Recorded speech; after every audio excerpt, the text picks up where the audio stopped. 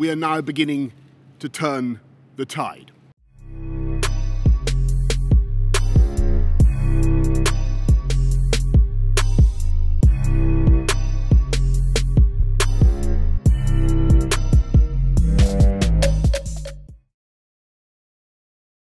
We are now beginning to turn the tide.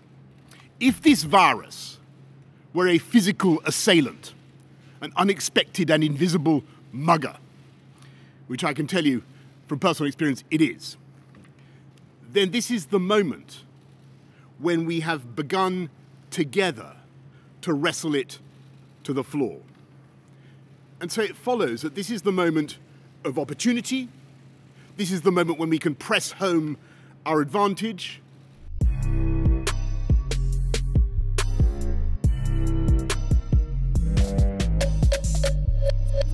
I understand your impatience, I share your anxiety, and I know that without our private sector, without the drive and commitment of the wealth creators of this country, there will be no economy to speak of. There will be no cash to pay for our public services, no way of funding our NHS. And yes, I can see the long-term consequences of lockdown as clearly as anyone.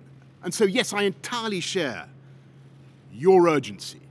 It's the government's urgency.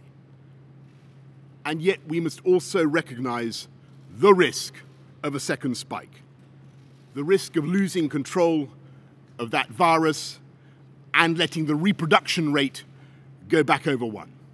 Because that would mean not only a new wave of death and disease, but also an economic disaster.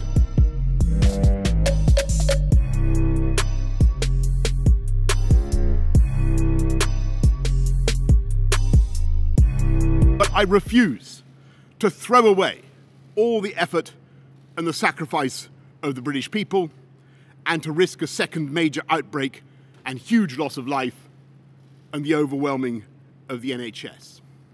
And I ask you to contain your impatience, because I believe we are coming now to the end of the first phase of this conflict. We collectively flattened the peak.